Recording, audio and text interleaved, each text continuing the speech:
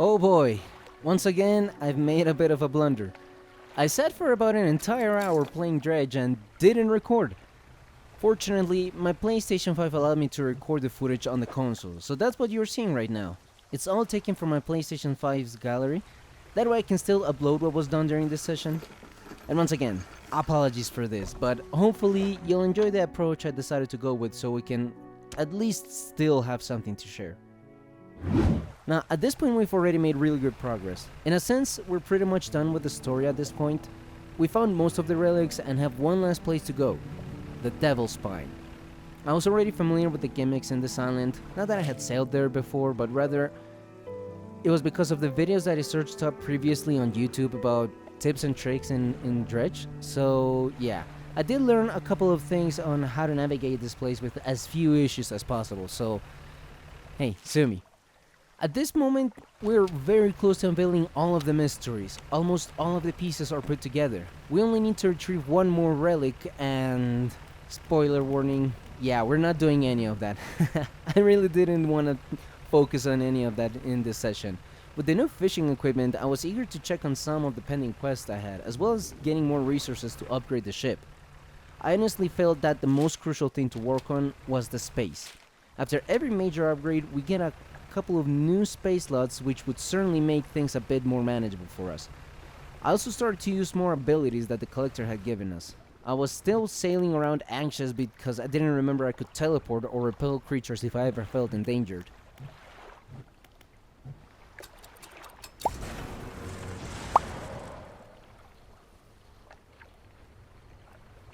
Earlier I mentioned that we had new fishing equipment which allowed us to catch some of the species the scientists in Stellar Basin had asked for. Well, now I had a new issue. Because the game offers different types of rods and also makes it a point that the fish will be available at several different depths, it's crucial for you to keep an eye on what type of depth you're working with to ensure you don't waste an entire day going to a fishing spot that turns out, oh, surprise, you can't use it because the right equipment isn't on board. This did end up creating some inconveniences, naturally, since there were several spots I could no longer fish in. I wasn't too worried about that though. When cashing in your research parts, you can clearly see there are rods that will work on different depths. Now, the problem there is that the space also gets more limited as the ship has dedicated slots for where you can place the rods you equip the ship with. I had to think of a way to accommodate my fishing equipment in a way that I could fish in as many different biomes as possible, while also maximizing the space I had. Here's where it all connects, the game loop I mean. I need more space, but for that I'm gonna need cash and resources. But I'm limited to what I can get because of the rods I have equipped. So I'll need different equipment to increase my options for fishing. It's kind of like a vicious cycle, you could say. All in all, these detours I was doing were actually very beneficial, as it will lead to better preparation. Okay, you may be asking preparation for what exactly? And I'm not really sure. But it's not like I'm in a hurry, you know? Yes, I'm a little bit worried that the game could be removed from PlayStation Plus, but I wanted to enjoy myself, and completing the story just to get it out of the way also didn't sit very well with me. Plus, and I've been very repetitive about this, the game is gorgeous. The use of colors, hues, how the lighting transitions from day to night and night to day, the art style of the characters, the aberrations you catch. I was on the verge of a nervous breakdown whenever I set out to sail. But damn it, I was loving the thrill of it. Also, remember that weird banana dude we met a while back? Well, turns out he's still alive. I'm not sure how long it should have taken for him to die or something, but I think a good amount of days went by between when we got the quest until we finally caught what he was asking for. Funny enough, the next thing he asked for was a plain simple crab, but for some reason I found it necessary to check my trusty dusty encyclopedia. A task that took me longer than it should have, admittedly.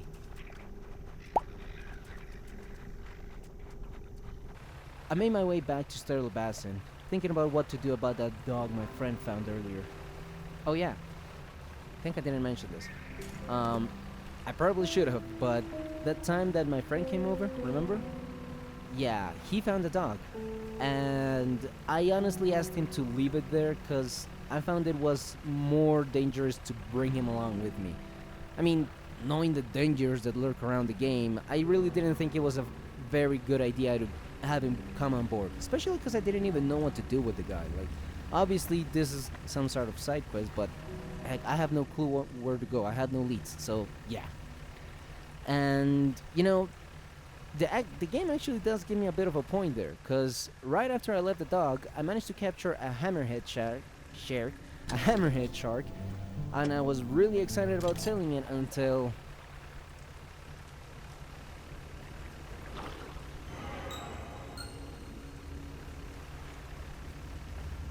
now it's infected, whatever that means. Not sure, but I do know it means I can't sell the thing. Look at it. It has those bubbly purple things all over it. Who would buy this thing?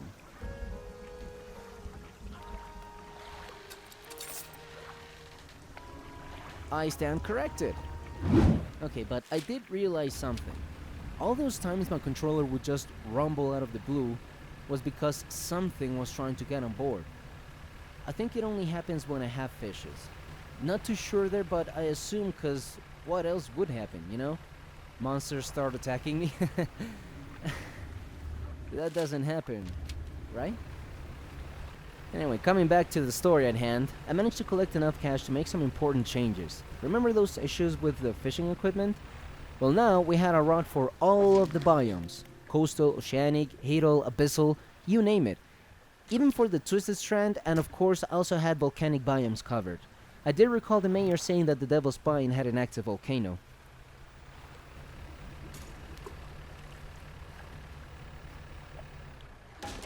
Son of a bitch! Yeah, sorry, I had to include the obligatory ship crashing into something that was completely avoidable. In any case, after paying for the repairs, I saw something brand new. Something that was a bit concerning to me. Though it quickly disappeared, it was a very new thing for me to see. Curious what would happen if I went up there, but yeah, the anomalies wouldn't stop there. Shortly after we decide to act like we never saw a giant ghost ship, I'm leaving the stellar basin during the sunrise, and out of the blue, a freaking ghost shark thing just appears rushing towards me. I managed to repel the thing with the banish ability we got, but it left me wondering why it attacked me or what the heck triggered it, I remember I mentioned earlier that sometimes these games that are like horror oriented or are supposed to scare you a little bit would change things up based on your story progress. So yeah, I think the sea was getting fed up with me sailing around collecting these relics. Was I gonna stop? Fuck no. Naturally I wanted to keep going. But it was a nice detail, I'll give you that. It really made you start to wonder about some things like the collector, for example. Everyone's been fuzzy about me sailing at night or me just being here, especially the lighthouse keeper, but not the collector. I had already suspected the guy wasn't telling us everything, and boy was I out of the loop. But that's a bridge that we're gonna cross at another time. For the time being, I was understandably going off the rails. My panic was very high, I was starting to see things, but I decided to still sail away. However, the sea was going to be a little bit more insistent in me taking a quick nap. I made it back to Greater Marrow, and with the abundant haul of materials I collected, we not only got 9 new slots in the ship, but also made notable progress towards the new upgrades that had been unlocked in the progress. So just like that, we had a new real estate of space ready to be exploited. Heading out at night once more, I used one of the more recent powers we got, Atrophy. I like that the game makes it like a big deal if you use this ability. Yes, it gets you several fish faster, but they tend to be infected or in not a very good state, so the profit part of it isn't very enticing. Plus, you're also warned that using that power so much may render that spot useless moving forward, so if you spam that shit, you're not gonna get any more fishies. In any case, you notice that there's also chances you get aberrations from doing this, which leads me to something I was thinking about as well. Could it be that the aberrations should instead be used for those weird playstone thingies you see in all of the islands? I was very intrigued by what exactly these things were going to do or what their purpose is, so I decided to go ahead and give it a shot. Sadly, nothing happened. I called it a day and went outside once more into the wider region to look for more fishy. We head back to Sterile Basin to check up on my crab house, and I see it once more.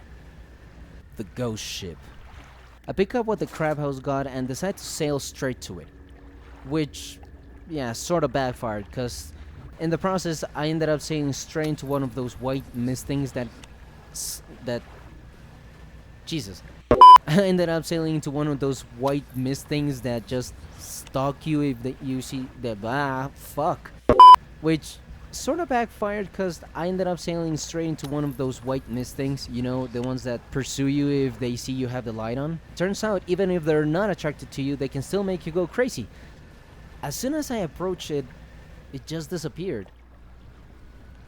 And so did I, because for some reason I panicked and thought something would/could happen, which so far the game was kind of 50-50 on that, so I decided to immediately head back where I came and keep exploring on my own. So far, a lot of crazy things have happened. A ghost shark attacked me, I saw 2 ghost ships, found out the banana dude was still alive and managed to complete that side quest.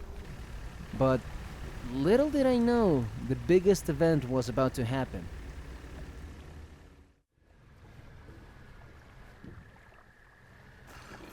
You're on dock next to an old rowboat. Somebody is here. He's hunched over by the campfire, muttering to himself. You cautiously approach him. Did you throw it back? What?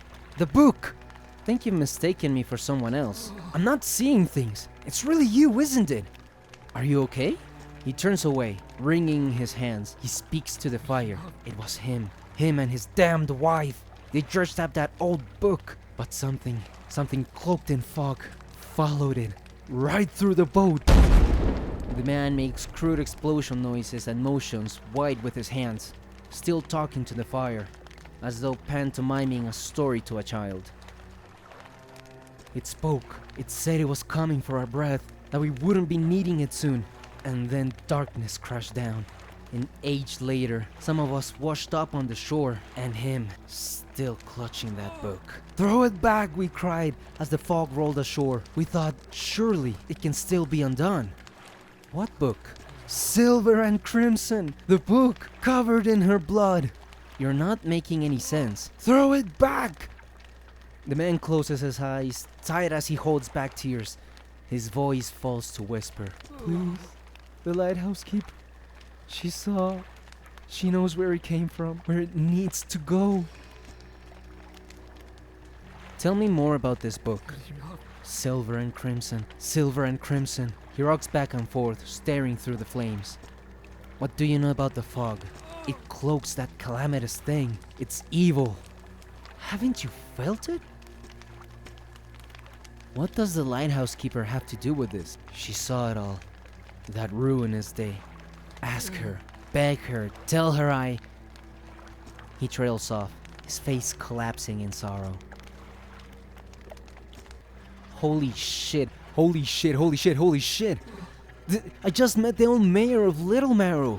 It's the same guy people had said went insane and disappeared. Who would have thought, huh?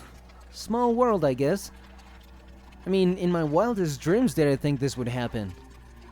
And dude, there was so much to unpack. Starting off with the Crimson book he mentioned. It's the same book! The collector is the guy who drenched the book from the bottom of the ocean. The locks of the woman we've been finding out at sea are from the collector's wife. We knew the relics had more to them, and it was obvious something was off with the collector.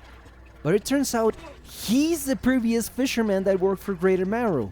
People just assume he died or something. Of course, he doesn't want to go out at sea.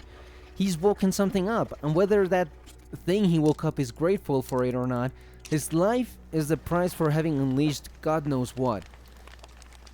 God, this game is so freaking cool. And to top it all off, the Major tells us to go talk with his friend, the lighthouse keeper. Oh, she'll definitely tell us everything. That's literally gonna be the next stop. Oh, yeah, right, Banana Dude. I'd forgotten about him. Yeah, we were still completing some of the side quests at this point, but as soon as we're done with him, then we're heading over to the lighthouse keeper.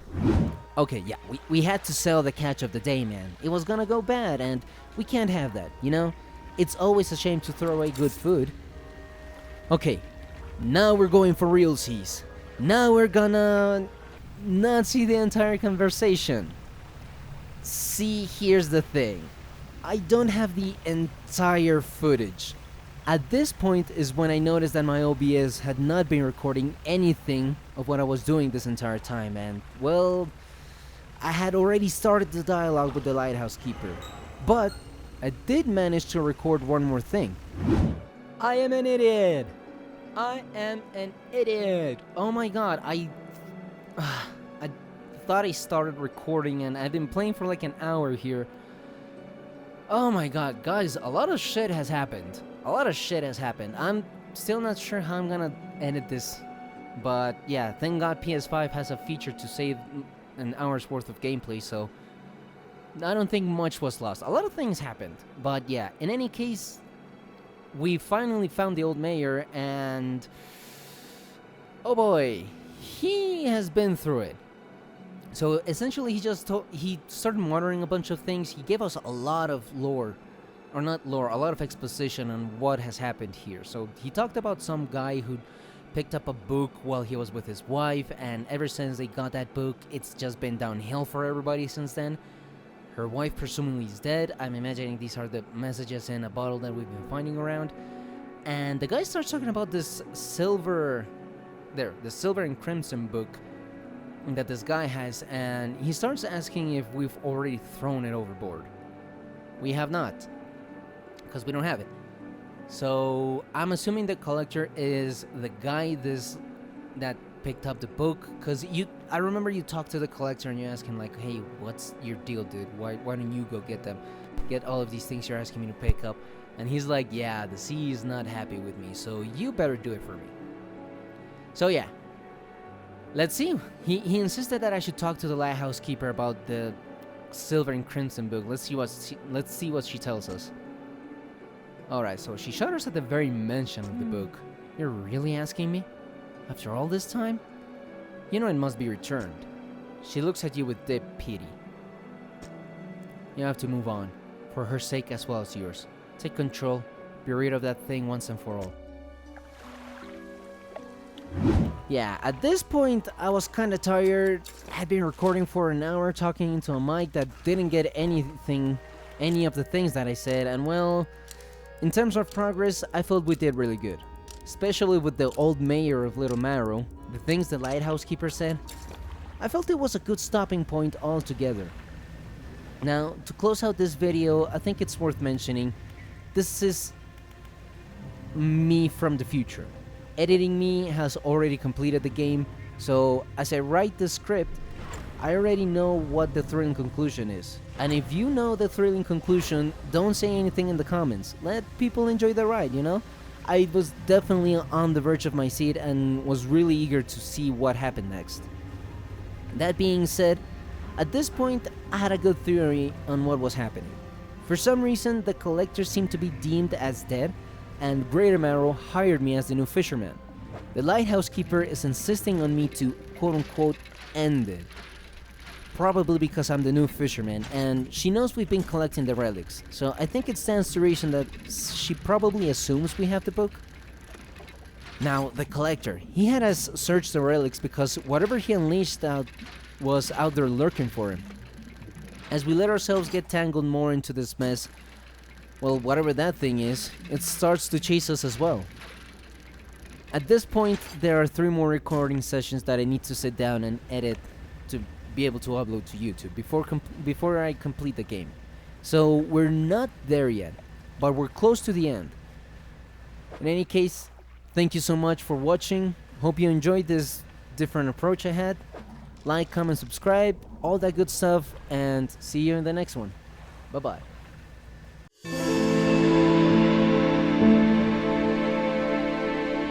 Thank you.